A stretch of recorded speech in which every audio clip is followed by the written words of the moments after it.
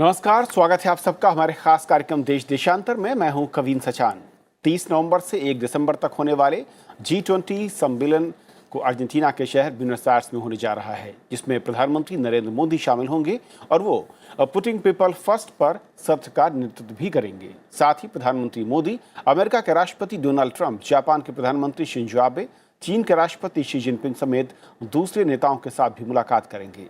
सम्मेलन में यूरोपीय यूनियन समेत 20 देश हैं। G20 देशों की कुल आबादी दुनिया की 66% है और वैश्विक अर्थव्यवस्था की 85% और अंतर्राष्ट्रीय व्यापार के 75% हिस्से पर G20 के देशों का नियंत्रण है।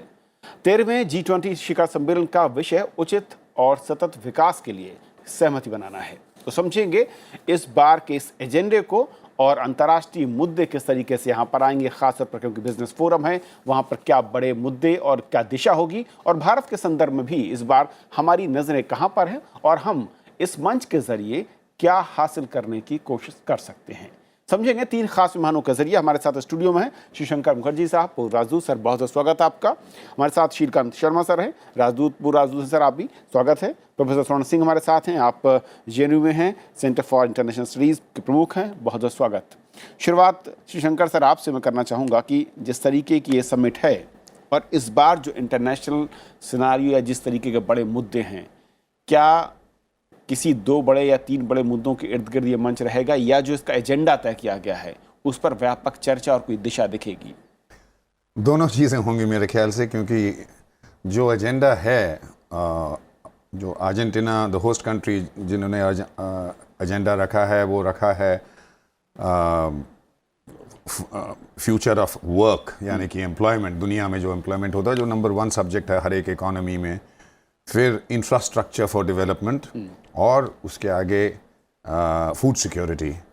लेकिन इसके नीचे काफ़ी सब टेक्स्ट आ जाते हैं। तो और इसमें जाहिर है कि जो लीडर्स, G20 के लीडर्स जो हैं, वो दुनिया के सबसे बड़े इकोनॉमीज़ में से हैं। ये मीटिंग इसलिए, मेरे ख्याल दुनिया में जितने मल्टीलैटरल मीटिंग्स होते हैं, शायद इकोनॉमी और डेवलपमेंट के हिसाब से ये सबसे इम्पोर्टेंट मीटिंग है एनुअल। तो इसमें मेरे ख्याल 2 चीज़ें हैं। एक तो जो एजेंडा है उस पे जो चर्चा होंगे, ये मेन फोकस होगा। लेकिन एक्चुअली देखिए, रियलिस्टिकली देखिए तो साइडलाइंस में जो चीज़ें होंगी वो शायद इसको ओवरशैडो कर जाएंगी। अगर आप परमिशन दें तो मैं 1 मिनट में इनको लिस्ट करता हूँ। साइडलाइंस में क्या होगा? साइडलाइंस में एक बहुत ही बड़ी छाया पड़ रही है समिट पे डोनाल्ड ट्रंप की, और उनके 2-3 बहुत बड़े झगड़े। नंबर 1, चाइना के साथ उनका मीटिंग होने वाला है, शी जिनपिंग के साथ। ये ट्रेड वॉर जो उनका चल रहा है, उस पर अर्जेंटीना में जो मीटिंग होगा, रिपोर्ट्स आ चुके हैं कि ये दोनों हेड्स ऑफ स्टेट ये ट्रेड वॉर जो सारी दुनिया को अफेक्ट कर रहा है, इसके बारे में बात करेंगे, समझौते के लिए कोशिश करेंगे।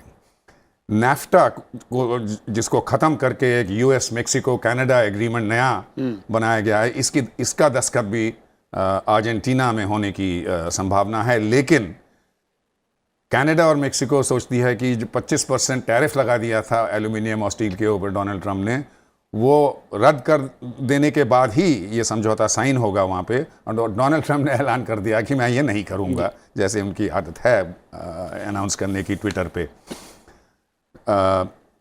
उनका सबसे स्ट्रॉन्ग एलाय जो है थेरेसा मे, उनसे तू मैं हो चुकी है ब्रेक्सिट पे होकर। डोनाल्ड ट्रंप ने ट्वीट किया है कि ये जो समझौता हुआ है ब्रेक्सिट पे, ब्रिटेन और यूरोप के बीच में, यूरोप ने सब कुछ हासिल कर लिया है थेरेसा में। और ब्रिटेन में रिपोर्ट्स आ चुके हैं कि थेरेसा में डोनाल्ड ट्रंप के साथ मीटिंग के लिए रिक्वेस्ट नहीं किया है, वो भी टाल रहे हैं।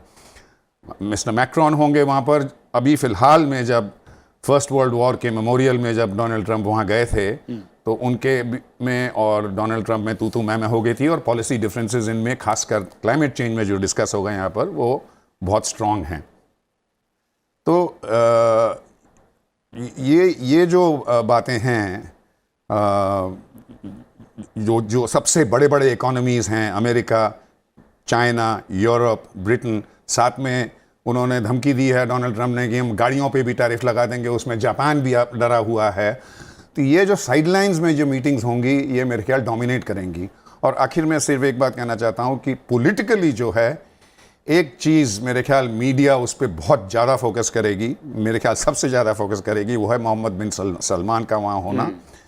वो इस समय एक इंटरनेशनल पराया से बन गए हैं, क्योंकि ये जमाल खशोगी का जो मर्डर हुआ था टर्की में, अब वो चाह रहे हैं कि अपने को रीइंस्टेट करें दुनिया की आंखों में और सबसे हाथ मिलाना चाहेंगे। दूसरे लीडर्स जो हैं हाथ मिलाने के बजाय उनसे दूर रहना चाहेंगे, और इस पे मेरे ख्याल मीडिया फोकस नॉन स्टॉप होगा। शीलकांत सर, तो क्या वाकई जो आशंका जैसे कि कह रहे हैं शिवशंकर सर की, जो बड़े एजेंडे में शामिल मुद्दे हैं उसमें जो 1-to-1 डायलॉग हैं, जो अंतर्राष्ट्रीय स्तर पर अलग अलग देशों के अपने रिफ्ट हैं, चाहे वो ट्रेड वार को लेकर हो या फिर इस वक्त रशिया और यूक्रेन को लेकर हो या फिर खौशाब को लेकर जो मोहम्मद बिन सलमान के मसले को लेकर है, ये कहीं ओवरलुक कर जाएंगे? क्या इनकी छाया में जो बड़ा एजेंडा है क्या हम उसको आगे बढ़ा पाएंगे? देखिए, G8 को छोड़ के जब ये लोग G20 में आए थे और G20 की शरण में आए थे, अगर कहा जाए सचमुच में, तो उसका G20 के पीछे एक जो ग्लोबलाइजेशन है और जो प्लेनेट की जो बड़ी बातें हैं उन पे तवज्जो देने की बात थी। जो ग्लोबल इंटरेस्ट की चीज़ें हैं उन पे बात थी। जैसे तो ट्रेड के लिए तो एक ओवरऑल ट्रेड लिबरलाइजेशन और ग्लोबलाइजेशन, अवे फ्रॉम प्रोटेक्शनिज्म, ये सब बातें थी। ऐसी फाइनेंस में कोऑपरेशन कोऑर्डिनेशन की बात थी ताकि फाइनेंशियल क्राइसिस फिर से ना हो। तो इन सब चीज़ों में एक मिलजुल के एक ग्लोबल अप्रोच की बात थी और ये सब चल रहा था सबके दिमाग में, ये चुक बन गया था ये। तो अब क्या हो रहा है, पिछले 2 सालों से एक बड़ा भारी, सबसे बड़ा टेंशन ये है कि ये ग्लोबल अप्रोच में और जो पैरोकियल अप्रोच है और जो वेस्टेड इंटरेस्ट वाली अप्रोच है कि जो राष्ट्र हैं वो अपने खुद के इंटरेस्ट की बात करते हैं और इसको लीड कर रहे हैं ट्रम्प साहब। तो वो उनका इनसे कोई मतलब नहीं, उनको जो विल्सोनियन वर्ल्ड था अमेरिका का कि भाई दुनिया में इंटरनेशनल लॉ होना चाहिए और कुछ एक ह्यूमैनिटी का कंसर्न होना चाहिए, वो उससे कोई मतलब नहीं, उनको अमेरिका फर्स्ट चाहिए और उसका जो इंटरप्रिटेशन दे रहे हैं वो। और उसके कारण एक पॉपुलिज्म है। अर्जेंटीना खुद एक ऐसे इलाके में है जहाँ पे पॉपुलिज्म बुरी तरह से, ब्राज़ील में जो लीडरशिप आई है वो बिल्कुल पॉपुलिस्ट है, वो ट्रम्प को ही मात देती है। तो यूरोप में भी पॉपुलिस्ट लीडर्स आ गए हैं। तो ये पॉपुलिस्ट लीडर्स जो हैं ये एक तरह के ट्रैप में हैं, जो कि उनके लोग चाहते हैं वैसा करना चाहते हैं। तो जो ग्लोबल इश्यूज़ हैं, मुझे लगता है कि ग्लोबल इश्यूज़ के बीच में और इस तरह के जो पॉपुलिज्म वाले इश्यूज़ हैं इनके बीच में टेंशन है। ये सबसे बड़ी बात होगी, इसको रिकंसाइल कैसे किया जाए। भारत का जो नज़रिया है इसमें वो मुद्दा लेके है कि भाई जो परेशान हमें कर रहा है, तो जैसे पेट्रोल की कीमत तंग कर रही है तो इस पर जोर दिया जाए, इस पर कुछ किया जाए। टेररिज्म है वो कंटिन्यूस प्रॉब्लम है तो इस पर जोर दिया जाए। ट्रेड है, WTO है, वो ग्लोबल ट्रेड की ऑर्गेनाइजेशन है, चीज़ें उसके जरिए होनी चाहिए बजाय उसको छोड़ के कहीं और चले जाएं। तो जो ग्लोबल ट्रेड है वो एक रूल बेस्ड होना चाहिए, उस पर भारत की तवज्जो है। अब देखना है कहाँ तक इसमें हम लोग सफल होंगे। सक्सेस अर्जेंटीना ने जो एजेंडा दिया है वो वहाँ पे एक पीपल्स समिट हो रहा है शादी में, उसको चैलेंज करने के लिए। और न केवल पीपल्स समिट हो रहा है बल्कि जो ब्यूनस आयर्स में काफ़ी और भी ऐसी प्रोटेस्ट हो रही हैं जो इसको की नकारने के लिए, G20 के समिट को नकारने के लिए। काउंटर G20 भी। तो ये हाल है कि अर्जेंटीना के प्रेसिडेंट ने कहा भाई आप वहाँ छोड़ के चले जाइए ब्यूनस आयर्स से, आपको 4 दिन की छुट्टी, आप बाहर जाइए, यहाँ मत रहिए। तो ये जो एक है, ये अगर आपको याद होगा आज से 10-15 साल पहले या उसके पहले भी ये G8 का जो समिट होता था, इसमें अमेरिका में लॉस एंजलिस में या नॉर्थ सिएटल में प्रोटेस्ट शुरू हुए थे कि ये G8 किसी काम का नहीं है। तो अब ये G20 के खिलाफ ऐसी प्रोटेस्ट शुरू हुई हैं। और हम लोगों का हित ये था कि G20 एक सारे देश, सारी दुनिया के जो विकास पसंद, विकास परख राष्ट्र हैं, जो चाहते हैं कि इमर्जिंग नेशंस और जो डेवलप्ड नेशंस हैं, इनके बीच में जो तालमेल हो, एक तरह की बात मिलके इकट्ठी हो जाए और एक समझौता हो, सामंजस्य हो, जिससे आगे बढ़ें, इस पे सबसे बड़ा प्रहार होगा वहाँ पे, मुझे लगता है, मुझे डर ये है। स्वर्ण सिंह जी, जो बात कही बहुत अहम शीलकांत सर ने कि असल में जिस तरीके की लीडरशिप आ रही ग्लोबल, अगर हम सिनेरियो में देखें, पॉपुलिस्ट लीडर और पॉपुलिस्ट कदमों की तरफ वो बढ़ते हैं और जो कि एजेंडा था या कि मिशन था G20 का कि ग्लोबल इश्यूज पर चर्चा करते हुए हमें उसको रूल आउट करना, कैसे उसको हम दुश्वारियों को दूर कर पाएंगे।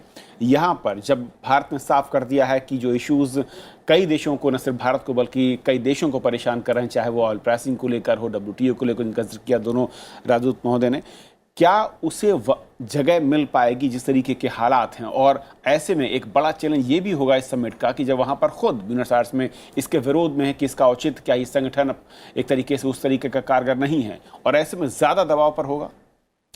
जैसा कि अभी एम्बेसडर श्रीकांत शर्मा जी ने कहा कि ये लीडर पॉपुलिस्ट लीडर हैं, उसके साथ एक छोटी सी चीज़ और जोड़ना चाहेंगे कि आज के दौर में ये दबंग लीडर भी हैं, एक तरह से डिसाइसिव हैं, एम्बिशियस हैं।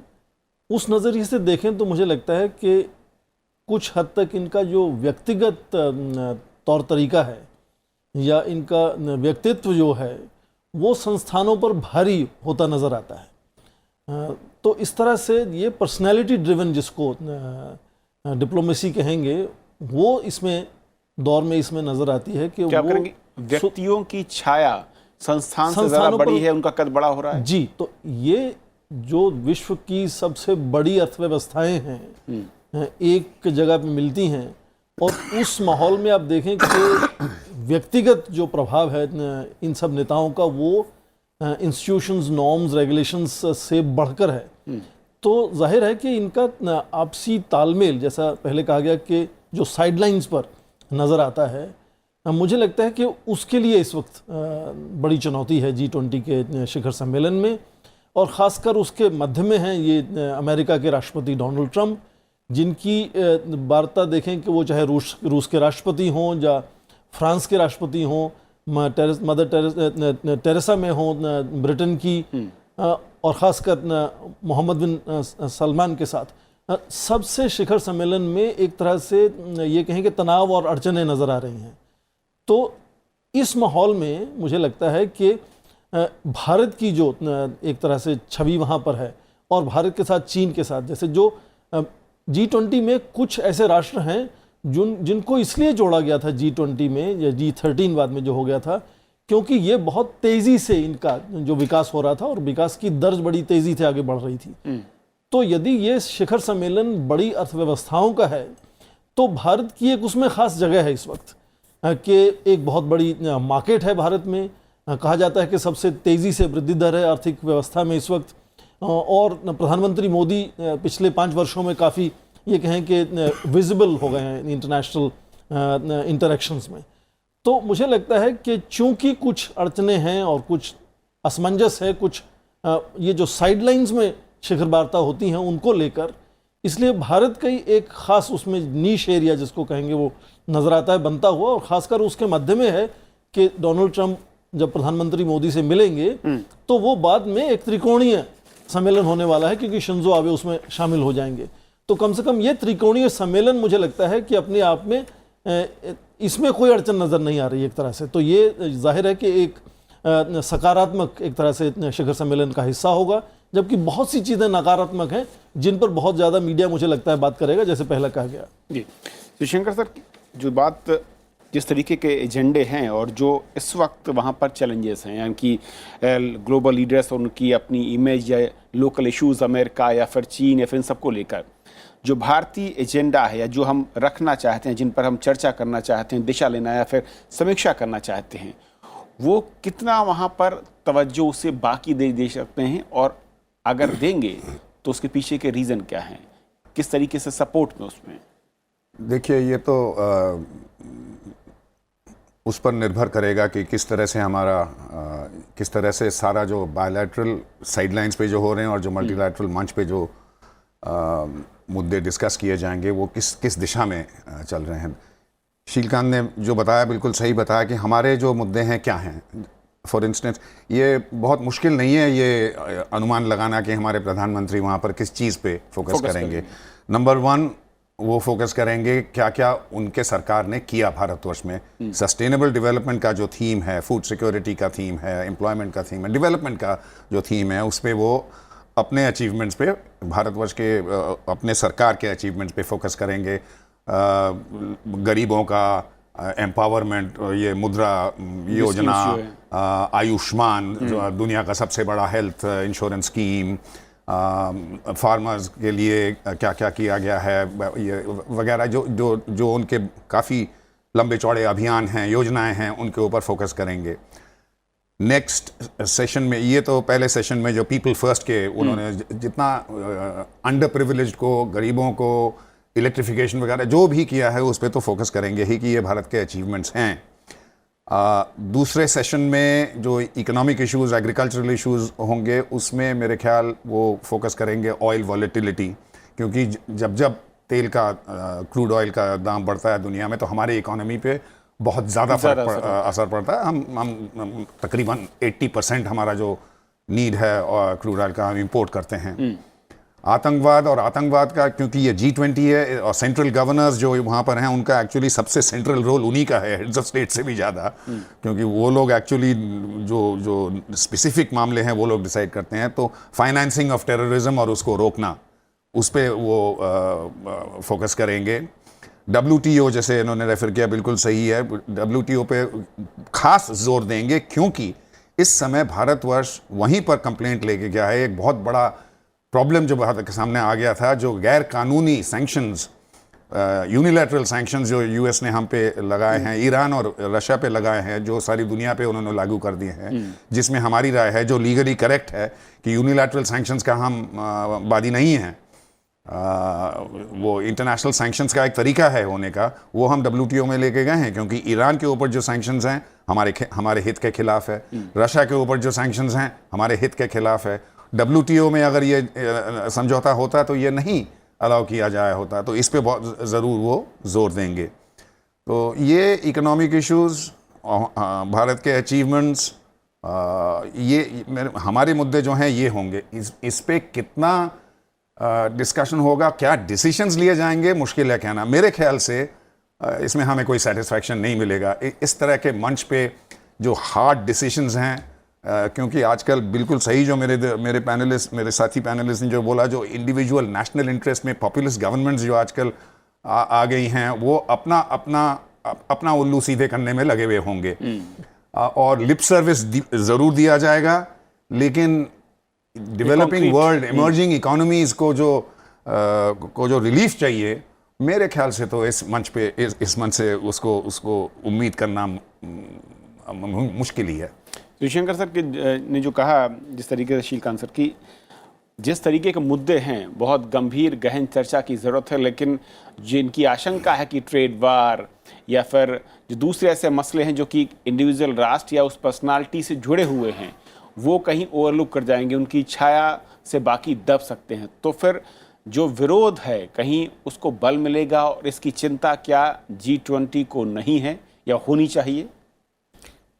नहीं, मुझे ये लगता है कि ये जैसी हवा चल रही है पिछले 2-3 सालों में खास तौर से, उसमें take the money and run, एक मतलब अपने मतलब के काम लिए और चलो बस, इस कदर से एक बहुत ही डिस्ट्रैक्टिव स्वार्थपरकता जो व्यक्ति के लेवल पे होती है, वो राष्ट्रों के लेवल पे आ गई है।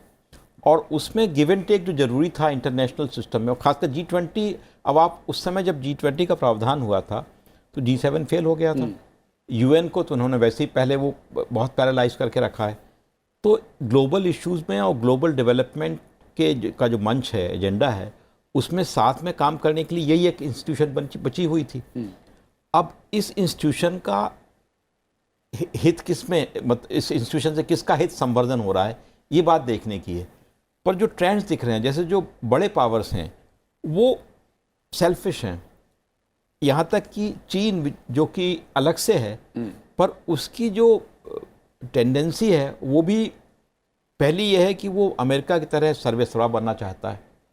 तो अगर उसका एम्बिशन ये है कि अमेरिका को हटा के वो वर्ल्ड का नंबर 1 सुपर पावर बन जाए, तो उसको इन सब चीज़ों से जो निकालना है वो बहुत अलग होगा, बजाय उसका एम, उसका रूट अलग है, बजाय उसका कि वो जिन बातों की बात कर रहा है। चीन जो कहना चाहिए कागज़ों में और जो वक्तव्यों में जो बात कर रहा है, वो तो वही बात कर रहा है जो भारत भी कर रहा है, कि भाई अंतर्राष्ट्रीय जो रूल्स हैं उनको चलना चाहिए, रूल्स बेस्ड ट्रेड होना चाहिए, और ये प्रोटेक्शनिज्म नहीं होना चाहिए। इस तरह की चीज़ें हो रही हैं।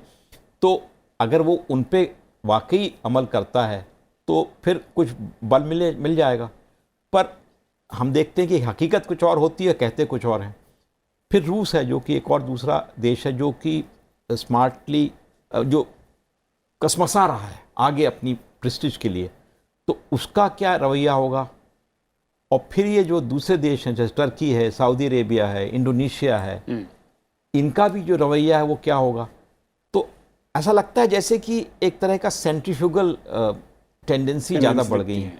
तो वो एलियट की वो जो वाई.बी. येट्स की फेमस पोएम थी, आज से उसके भी 100 साल हो गए हैं, मैं बार बार कहता हूँ कि सेकंड कमिंग, तो उसमें वो कहते हैं कि the centre can not hold, things fall apart.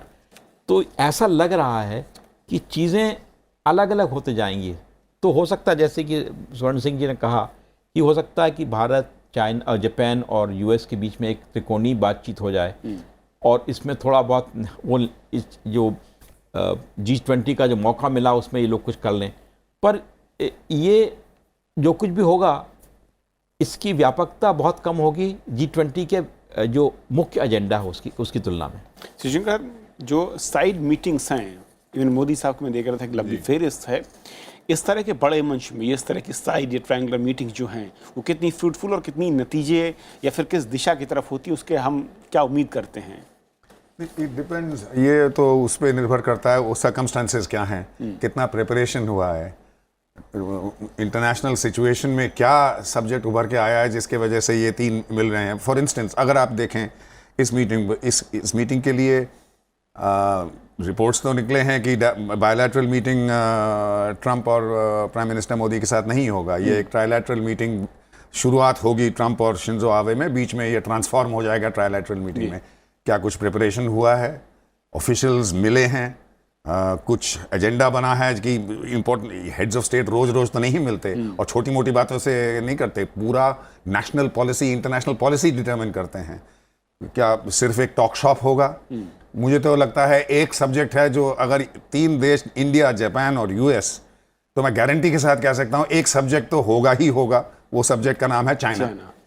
So it depends क्या किस तरह का प्रिपरेशन हुआ है।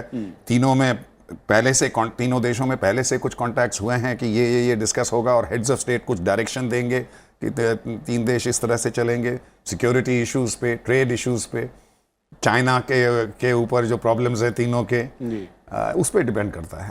स्वर्ण सिंह जी, एक आखिरी कमेंट मैं आपका चाहूँगा कि ओवरऑल अगर नज़रिए से देखें तो G20 से भारत के लक्ष्य इस वक्त क्या दिखते हैं और जो साइड मीटिंग्स हैं वो कितनी अहम, और वहाँ पर हमारे लक्ष्य इस वक्त क्या हैं, क्या बड़े इश्यूज़ हैं जहाँ पर हमें लगता है कि फोकस होगा?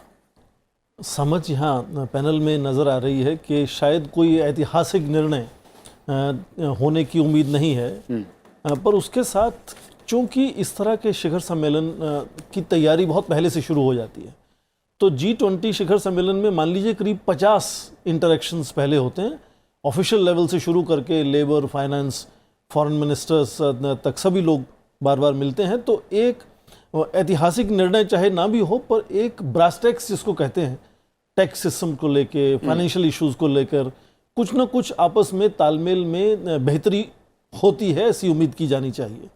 और ख़ासकर ये ट्रायंगल जो है, देखिए कि भारत अभी तक काफ़ी संकुचित है ये इंडो पैसिफिक और क्वाड को लेकर, बहुत लो लेवल पर मीटिंग रही हैं।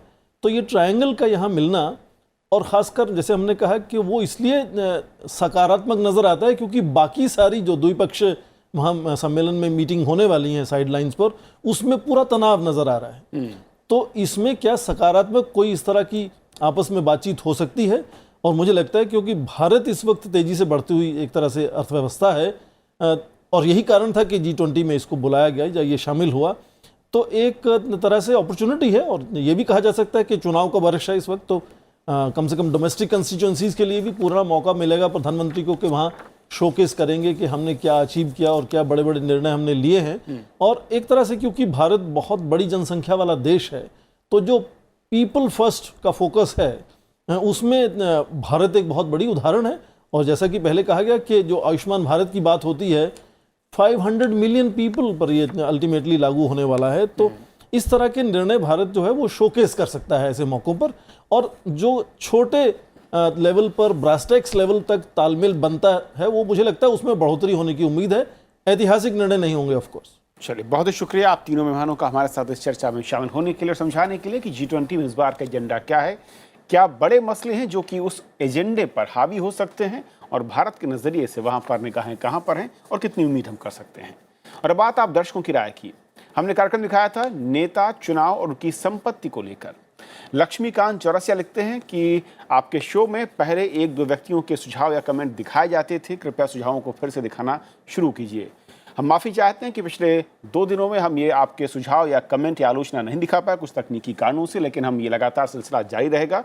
हमारे एक और दर्शक हैं धर्मेंद्र कश्यप लिखते हैं कि सुप्रीम कोर्ट का फॉर्म 26 में सुधार पारदर्शिता की ओर लाभकारी कदम है और इससे भविष्य में भ्रष्टाचार के ग्राफ में कुछ न कुछ कमी जरूर हो सकती है। ये मापदंड नौकरशाह, जनप्रतिनिधि और सभी केंद्रीय और राज्य सरकार के पदासीन लोगों के लिए भी होना चाहिए।